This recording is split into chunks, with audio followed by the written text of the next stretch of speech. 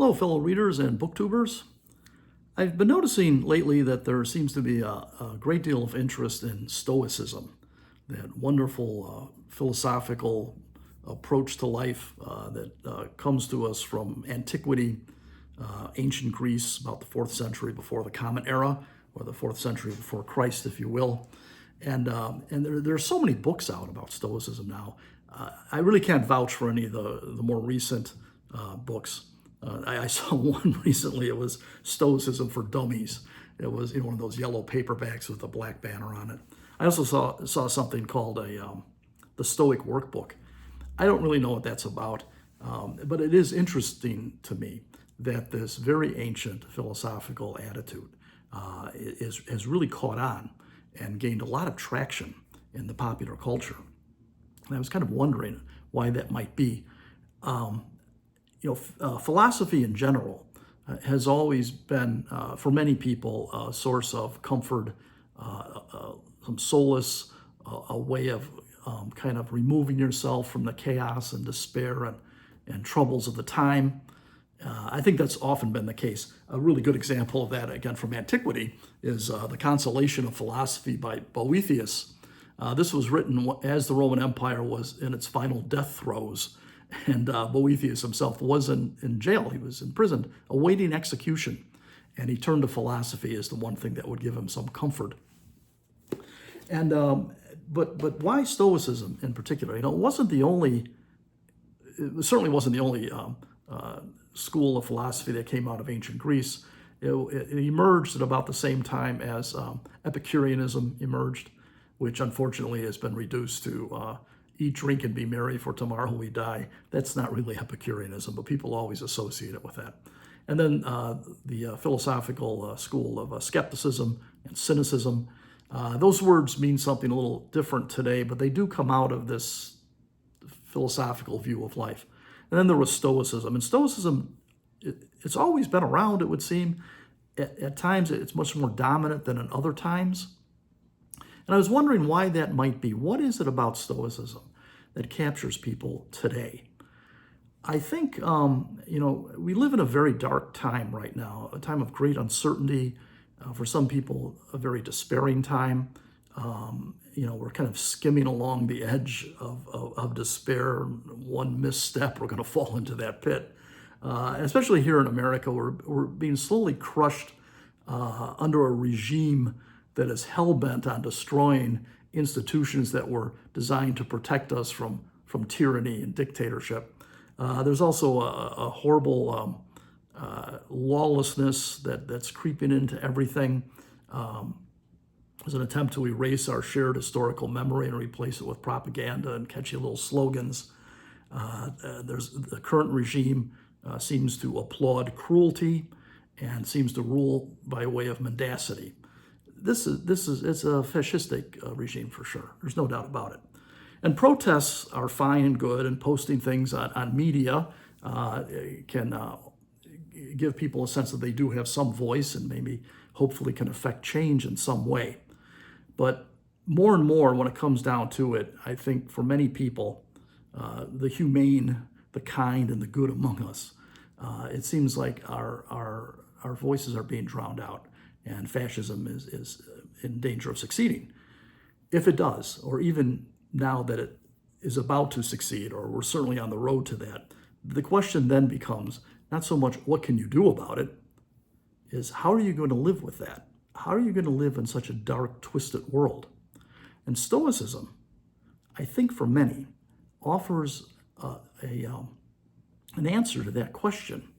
How to live under these kinds of conditions. The main tenets of Stoicism are essentially, first of all, it's the idea that you just accept the events of your life as they come to you, both good and bad, as they happen. And it's an understanding that, you can't control external events, but you can control how you react to them. And how you react to them should be rooted in virtue. Virtue is the greatest good. If you want to live the best life, strive for virtue. And the great virtues, of course, are wisdom, justice, temperance, and courage, according to the Stoics anyway. And if you stay true to that, if you don't compromise those, then even in the darkest of times, you can at least feel some sense of integrity about your own life. Also, some of the other tenets of Stoicism is that the universe is a rational place. It's providentially ordered. It's an ordered system, and it's best to work within that rather than try to fight against it.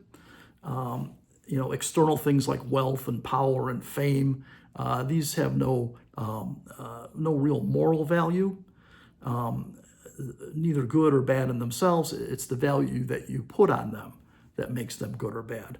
So, these are some of the central tenets of Stoicism, and I think for times like these, Stoicism has that tremendous appeal.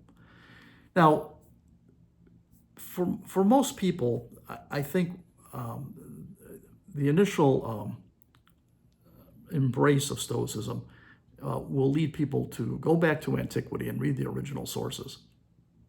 And the first one that most people know of are the Meditations of Marcus Aurelius. This is, for a variety of reasons, he's the most popular Stoic from the ancient world.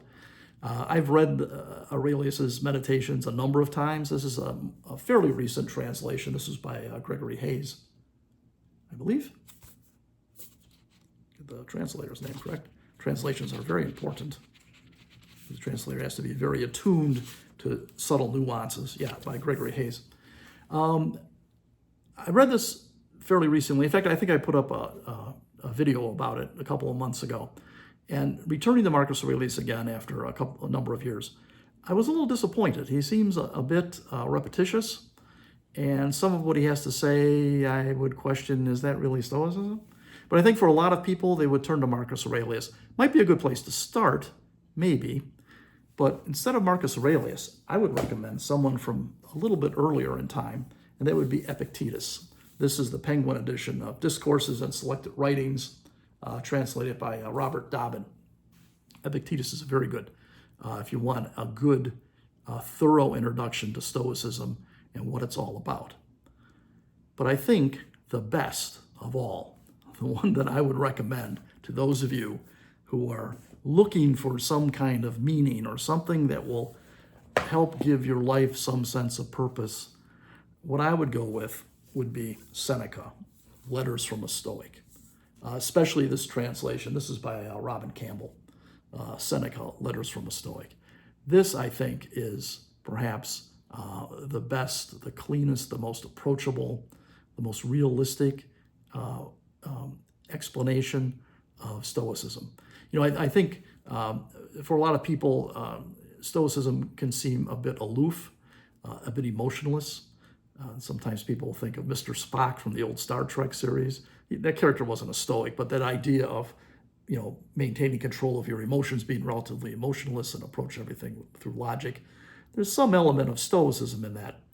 And there is some truth to the statement that Stoicism is kind of removed. It is a bit aloof. But what Seneca did was he put some flesh and blood to the bone. This is Stoicism with both feet on the ground. You're in the mix of life, and now you have to deal with things. And so what he offers here is Stoicism with heart. It's really, and Seneca would know these things. Seneca's own life, he was born about the beginning of the 1st century, during the reign of the Emperor Augustus. During the reign of Tiberius, he rose to become a Roman magistrate, an office that he was able to hold on to through the reign of Caligula. For some vague reasons that aren't really clear, he does get exiled during the reign of Claudius. He's brought back during the reign of Nero, and he would become Nero's private tutor, and then eventually Nero grew tired of him, and Seneca was ordered to commit suicide, which he did. But like a true Stoic, he did it with grace, and the death of Seneca is often the theme of a lot of famous artwork and everything else. So anyway, but I would recommend this one, Seneca, Letters from a Stoic. If you're interested in Stoicism and want to get into some Stoicism that's much more applicable to your life today. and something that kind of gives you some a way of getting through these dark times, this book can be a kind of a light for you, I would think. So I strongly recommend this. I was reading through this for, I don't know, the third or fourth time recently, and I was really getting into it this time, and I started to underline things. Let me just caution you. I would recommend getting 2 copies of this book, one to underline and one just to kind of carry around with you and dip into from time to time. Because what's going to happen is you're going to be underlining page after page after page. And if you use a yellow highlighter, by the time you're done, the book will be so saturated with yellow ink that you won't be able to read it again. It'll just fall apart. Seneca is just filled with so much wisdom, but also a kindness, a real compassion, a real understanding of the human condition. So there's my recommendation. When it comes to any study of Stoicism, you might want to get engaged in. I don't know about the newer books. I can't vouch for them. But when it comes to ancient philosophies, I always recommend going to the sources, going all the way back, as far back as you can. And in this case, for Stoicism, it would be Seneca, Letters from a Stoic, the Penguin edition, translated by Robin Campbell. So that's all I've got for you today. Stay strong and never stop reading.